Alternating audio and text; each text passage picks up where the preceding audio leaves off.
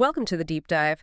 Today, we're really getting into the Q1 FY26 earnings season for India. We're going to be looking closely at the recent PhillipCapital review. Our goal here is simple. Cut through all the numbers, all the noise, and just pull out the important stuff. Help you understand what these results actually signal for the market going forward. And what we're seeing initially, well, it's kind of a fascinating picture. Strong on efficiency, maybe, but a bit cautious on growth overall. It is a really interesting landscape. Yeah, that initial take sums it up well. Q1 FY26, it was genuinely a mixed bag. Oh. You saw it for the Nifty and also for the broader PC Universe companies PhillipCapital covers. And that tension you mentioned is key. Like margins beat expectations, which, sounds great. But then actual earnings growth, it fell short, especially if you pull out the financial sector companies. Okay, right. So let's unpack that. We should start with the big picture, the overall market performance, really get into that mixed bag idea. Then maybe break down the sectors, see who did well, who maybe struggled a bit. And finally, look ahead. How are analysts adjusting their forecasts now? What does that tell us?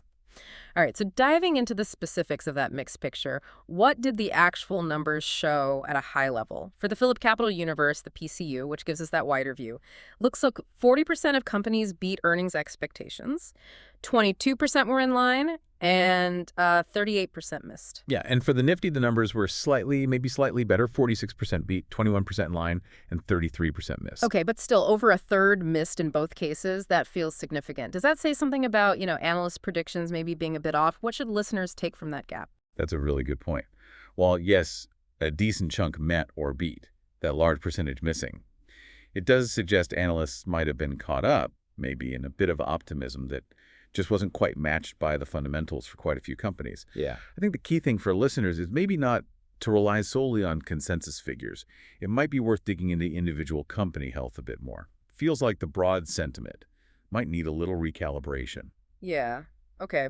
But it's not completely straightforward, is it? Because you mentioned, despite those misses, the report shows EBITDA growth was actually stronger than expected overall for both PCU and Nifty. That's right. Overall, yes. But here's the twist. When you exclude the financial companies, the ex-financials view, then both EBITDA and earnings growth were actually weaker than analysts expected. And that ex-financials view is important, isn't it? Because financials just operate differently. They can kind of skew the aggregate numbers sometimes. Precisely. Their model is very balance sheet driven. It can sometimes mask or maybe even amplify what's happening in the sort of core industrial or consumer parts of the economy. So looking at ex-financials, it gives you a clearer sense of, let's say, underlying demand and efficiency in the rest of the economy. And speaking of efficiency, that margin story is, well, it's really quite strong. Right. Margins beat expectations for both Nifty and PCU. And that was true sequentially, quarter on quarter and year on year. Okay, can you break down those numbers a bit? Sure. So quarter on quarter, aggregate EBITDA margins went up 167 basis points for Nifty. That's 1.67 percentage points, and 90 basis points for the PCU. Year on year was even stronger. Aggregate EBITDA margins expanded by 202 basis points, a solid 2% for both Nifty and PCU. Now, PAT margins, profit after tax, they contracted slightly quarter on quarter, but they did expand year on year, so it still underlines that efficiency point. So, okay, we've got this dynamic, strong margins, good efficiency, but then softer earnings growth once you take out the financials. What's the narrative here? What does this really tell us about company health? Are they just really good at cutting costs right now, maybe making up for slower sales? I think that's exactly it. It's like a story of really efficient operations, but maybe the top-line revenue growth isn't quite as robust across the board. Companies are clearly managing costs well, optimizing things. That boosts their profit on each sale. But the softer earnings, ex-financials, and, weaker revenue growth in some places, it suggests that maybe underlying demand or pricing power, it could still be a bit of a concern in certain segments. It's almost like they're saying, look how good we are at keeping the money we make, even if they aren't making quite as much as hoped. That's a key distinction. Okay, let's look closer at that top line, that revenue. You said it was mostly in line for the Nifty, about 6% year-on-year growth. Yes, 6% YoY for Nifty, which matched expectations. But for the broader PCU, revenue growth actually missed. It came in at 6% actual, but the estimate was closer to 9%. Right, so that supports your point about maybe wider concerns on the top line. It does seem to, yeah. But even with that, some sectors definitely powered ahead. The report called out industrials, retail, NBFCs, and cement. said there were common earnings growth drivers for both the Nifty and the PCU. Okay, industrials, retail, NBFCs, cement, those were the drivers. What was fueling that? Did the report give specifics on, like, tailwinds for those sectors? Yeah, it pointed to some pretty specific things. Industrials and cement, they clearly benefited from that ongoing government push on infrastructure spending. That's a big one. Retail seemed to get a boost from pretty strong consumer discretionary spending, maybe, post-lockdown effects still lingering, good festive demand perhaps.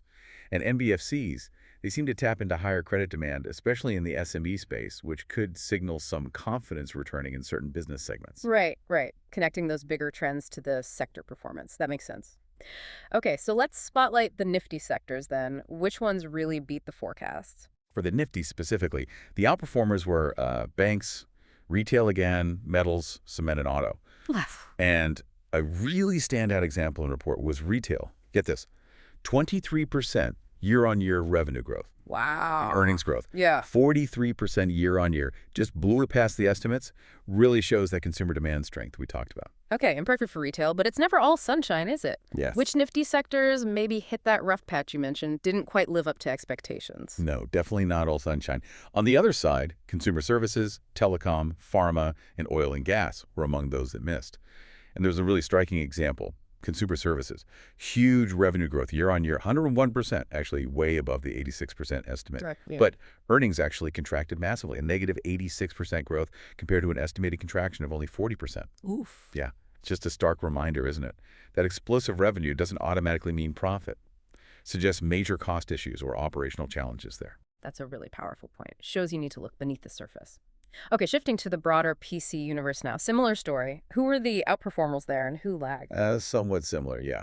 For the PC universe, the winners included banks, retail again, chemicals, and infrastructure. So some overlap with Nifty stars. Yeah. But the ones that missed, telecom again, energy, QSRs, quick service restaurants, EMS, and capital goods. An interesting one there is QSR. They had, decent revenue growth, 8% year-on-year, but earnings only grew 3% year-on-year. That was a big miss compared to estimates. It actually showed a contraction of 16% versus what analysts expected. Despite growing revenue. Exactly. Suggests real pressure on profitability for those quick service places, maybe ingredient costs, labor, competition. Okay, so we've looked back at the performance. We've sort of dissected the present state sector by sector. But what does this all mean for the future, for the road ahead? Let's talk about how analysts are adjusting things now. Specifically, consensus earnings per share, EPS estimates. How are those shifting? Well, for the Nifty, the trend seems pretty clear. Downgrades are outnumbering upgrades. And that's across FY26, FY27, and FY28. Just for FY26, 38 companies got downgraded. Then 29 for FY27, 27 for FY28. And interestingly, retail and FMCG saw downgrades across all three of those years, despite, retail's strong Q1 performance in some cases. That's interesting. Retail gets downgraded despite the strong quarter, but overall that trend of more downgrades than upgrades. What does that signal? Is the analyst community getting nervous about something? Inflation, interest rates, maybe a consumer slowdown coming? It certainly suggests a more, let's say, tempered or cautious outlook from analysts. Yeah. Because the report doesn't spell out every single why, but that general trend, it points towards concerns, maybe about whether those strong margins can last, or potential demand slowdowns, like you said, or just rising competition eating into future profits. There were exceptions, though. Pharma and NBFCs actually saw more upgrades than downgrades for FY26 and FY27. So continued confidence in those specific areas, it seems. Okay, exceptions noted. But to make those shifts feel more real, let's look at specific companies in the Nifty. The report mentioned minor EPS upgrades for firms like Ultratech, M&M, Aisher, BEL, Wipro, Hindalco, small positive adjustments. But then you have these really big downgrades. Inducent Bank, Tata Motors, those are significant drops. What kind of factors drive such, sharp negative revisions for big names like those? Yeah, those are quite dramatic shifts. Again, the report isn't a deep dive into each company, but a huge downgrade like Inducent Bank's, minus 40.8% for FY26. That often points to very specific concerns, maybe asset quality worries, shifts in lending, higher provisions needed than expected. Right, company specific. Exactly. And for Tata Motors, downgraded about 9.7% for FY26 and FY28, could be worries about certain vehicle segments, maybe commercial or EVs, or global supply chains acting up again, or just intense competition affecting their future profit outlook. These aren't just reflecting broad market mood, they're about very specific business concerns. Got it. And it wasn't just EPS estimates changing, right? The report also mentioned actual stock rating changes in the PC universe. What were some of the key moves there? What do those tell us? Yeah, there were rating changes too. We saw some upgrades to BUI, HUL, Prat Dynamics, Rate Gain, Heidelberg Cement were mentioned.